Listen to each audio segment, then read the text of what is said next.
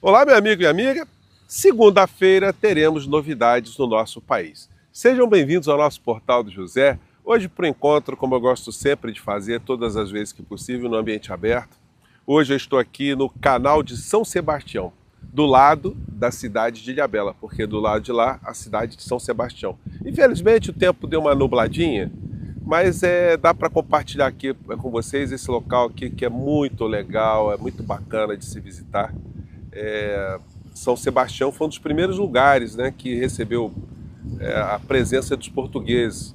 Em 1502 chegou a expedição aqui de Américo Vespúcio. E depois, em 1636, a cidade foi oficialmente fundada.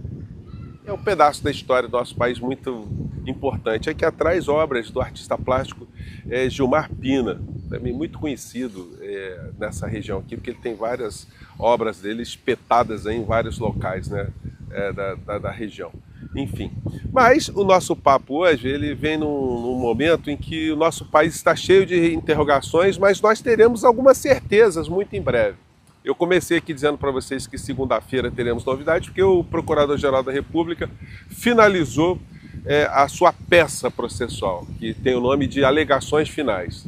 São as considerações que ele fez sobre tudo aquilo que ele apurou, tudo aquilo que nós vimos no curso dessas investigações todas que culminaram ali para sacramentar a figura do inelegível como criminoso mor da nação.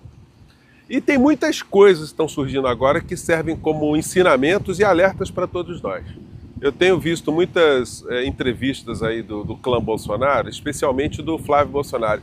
E tem uma coisa que é incrível no meio do jornalismo, né? É a percepção de que se deve dar a voz a um criminoso ou alguém que defende coisas absolutamente ilegítimas, ilegais, que tenta transmutar a realidade. E quando o jornalista ele se depara com alguém que é tão cínico, alguém que faz tanta desfaçatez, ou tem tanta desfaçatez no seu comportamento, isso provoca até uma perplexidade. Eles não conseguem, inclusive, refletir de uma forma suficiente para encostar o criminoso na parede. O senhor Flávio Bolsonaro deu entrevistas aí, a principal foi na Globo News, está sendo repercutida por todos os lados, e ele sempre repete aquilo, que no Brasil está tendo a perseguição, que o Poder Judiciário é viciado, que nós temos uma ditadura e tal. E ninguém pergunta para ele, assim, mas, senhor Flávio, o senhor foi acusado de ser um ladrão. Em português claro é isso. O senhor foi acusado de ter uma loja de chocolate para lavar dinheiro. O senhor foi visto lá pela COAF como alguém que estava operando com quantias incompatíveis a qualquer rendimento formal legítimo. E o senhor só foi salvo justamente porque o Poder Judiciário, o Ministério Público tiveram entendimento que o senhor não deveria ser responsabilizado. Então, que história é essa de ficar atacando o Poder Judiciário do nosso país? Então, o Poder Judiciário é bom quando entende que vocês não são criminosos. E ele é malvadão quando entende que vocês são criminosos ou estão em vias de serem condenados por isso.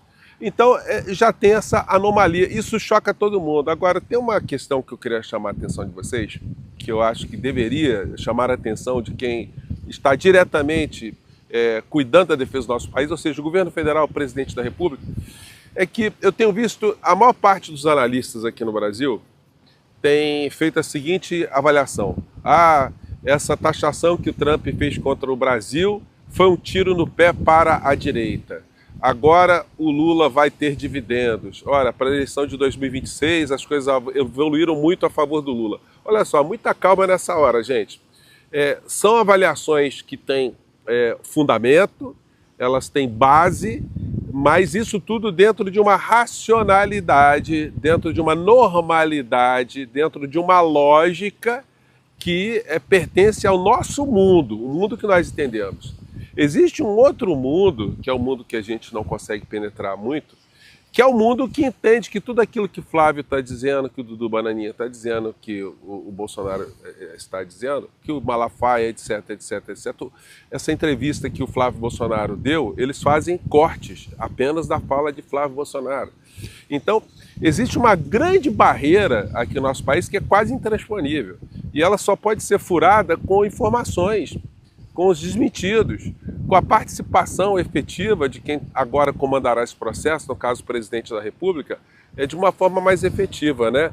Se isso não acontecer, a gente vai continuar a patinar. O momento agora é para se aproveitar essa oportunidade desse dilema criado tanto pelo bolsonarismo, mas principalmente pela atitude de Donald Trump, para esclarecer a sociedade e, como eu disse para vocês na entrevista que eu fiz ontem com o professor Zé Arbex, a gente começar a resgatar os símbolos nacionais que foram usurpados por esses criminosos todos. A nossa bandeira, nosso hino, a camisa da seleção brasileira, enfim, todos os nossos símbolos nacionais que foram aviltados por essas criaturas criminosas e malignas.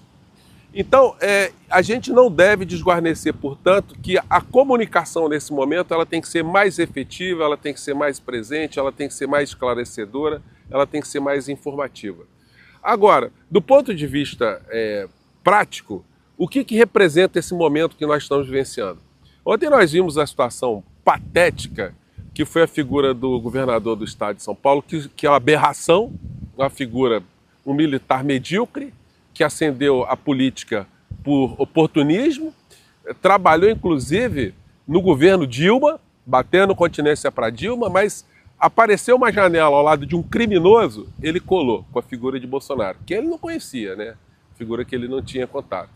E aí ascendeu dentro dessa estrutura da Orcrim de Bolsonaro, conseguiu sair incólume, porque foi protegido por ter ajudado também, né, a fazer todo tipo de entrega do patrimônio nacional, dando marteladas de uma forma histérica em leilões absurdos, enfim, se converte no queridinho do mercado e da direita e de parcela da extrema-direita aqui no Brasil. Essa criatura que chegou até o governo do estado de São Paulo e que já está organizando uma campanha para a presidência de 2026, faz coisas absolutamente absurdas. Primeiro vai se reunir com o encarregado de negócios da embaixada norte-americana, já que não tem embaixador nomeado aqui no Brasil, então o principal cargo é o encarregado de negócios, para dizer que está cuidando dos interesses do estado de São Paulo. Será que ele foi com um bonezinho vermelho de puxação de saco de Donald Trump? E a questão é a seguinte, qual é a possibilidade, qual é a competência, qual é o modo formal em que um governador do estado pode negociar questões que dizem respeito à República do Brasil, à economia do Brasil? Ele não tem legitimidade para fazer nenhum tipo de acordo, nenhum tipo de negócio, porque tudo depende do governo federal, da representação dos negócios do nosso país. Então é uma vigarice, é uma calhordice, é um estelionato muito grande que ele praticou. Mas aí ele piorou a situação porque ele liga para o Supremo Tribunal Federal pedindo para que os ministros do Supremo Tribunal Federal deem um despacho, que não foi nem pedido, né? Os advogados teriam que pedir, o Tarcísio agora é advogado de Bolsonaro, para que o passaporte de Bolsonaro fosse devolvido a ele para ele ir para os Estados Unidos para fazer uma negociação com Donald Trump para não ter mais taxação aqui no Brasil. Gente, é uma coisa tão esdrúxula, é uma coisa tão ridícula, tão patética, né, que nem ele pessoalmente fez divulgação nas suas redes sociais. Coube ao Supremo Tribunal Federal vazar essa notícia. Isso para a gente ter noção com que tipo de gente nós estamos lidando aqui no Brasil. Bom, outra questão prática. O governo Lula, o presidente da República, como eu disse para vocês, ele é um homem de conversa, ele vai conversar com qualquer pessoa. Se for para tratar de interesses que ele acredite ser interesses nacionais, interesses importantes, ele vai conversar. E é aquela coisa, ele pega, ele quebra a barreira. Eu disse para vocês, ele só não vai conversar pessoalmente porque o corpo diplomático do Brasil não vai deixar o presidente do nosso país ser exposto a algum tipo de chacota que Trump está fazendo com algumas pessoas que ele convoca para fazer encontros, né? Então, certamente terá uma conversa ou conversas reservadas e eu tenho certeza absoluta que essa situação será revertida. O Lula, de fato, conseguirá dividendos políticos, mas conseguirá por mérito mesmo, né? Porque, de fato, essa questão do Trump taxar produtos brasileiros nos Estados Unidos dá a impressão que é só no Brasil que isso está criando problema, né? Ou que criaria problema no Brasil. Mas não, gente. Eu vou pegar só um exemplo aqui. O Brasil não manda nada industrializado, fechado para os Estados Unidos. Mesmo o suco de laranja que vai para lá, o suco aqui no Brasil ele passa por um processo de processamento, ele passa por uma pasteurização e muitas vezes ele passa também por uma desidratação e se manda para os Estados Unidos apenas aquele concentrado de laranja, para que lá nos Estados Unidos eles misturem com água, aí eles comecem a reindustrializar, eles coloquem nas embalagens deles, e isso gera muitos empregos também. O povo americano consome quase que 95% do suco de laranja que é consumido nos Estados Unidos vem do Brasil. E sendo um produto que tem essa condição, aqueles produtos que são pasteurizados, que são industrializados, esses podem ser guardados e ainda podem ser vendidos no mercado nacional ou outras partes do mundo também, porque os preços, inclusive, eles são internacionalizados. Se tiver um descontinho, vamos dizer assim, uma condição melhor, o Brasil pode encaixar alimento em todos os cantos, serve para café também. Além do mercado interno aqui no Brasil, poder ser muito mais reabastecido, fazendo com que aqui dentro nós tenhamos o produto com preço melhor, como por exemplo o café. E outras coisas também que nos Estados Unidos geram empregos e que a gente pode realocar isso para as outras regiões. Agora, compete ao presidente Lula, certamente ele está cuidando disso, de fazer reuniões setoriais e tornar pública essas reuniões, o que ele está conversando com o empresariado, o que ele está conseguindo, ele buscar também esses outros mercados, mostrar que está buscando a China e a Índia, só esses dois países aí são mercados consumidores estratosféricos, né? A comunidade da Europa, mesmo que países da América Latina, para mostrar que, olha, não vai ter um desastre aqui no Brasil. A nossa produção que era vendida em dólar para os Estados Unidos está sendo redirecionada agora para uma outra área do planeta.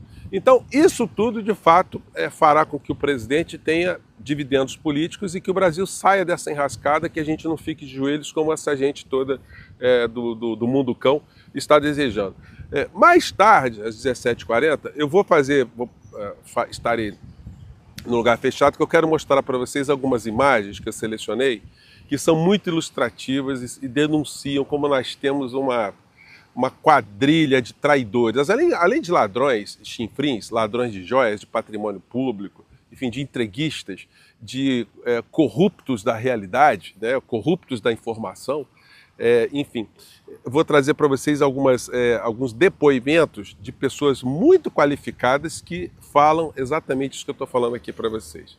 Mas, por enquanto, eu fico por aqui, com essa imagem aqui muito bonita de São Sebastião, Ilhabela, mais uma vez, dizendo para você que se você chegou agora e ainda não é inscrito aqui no nosso portal, se inscreva aqui conosco, ajude a gente a chegar a mais pessoas como você, não esqueça nunca de dar o seu joinha, seu comentário, e se puder, prestigie também o nosso clube de membros, você que é muito bem-vindo e muito bem-vindo. Olha, então, mais tarde, 17h40, tem cenas aí muito interessantes, tá legal? Espero você. Tchau!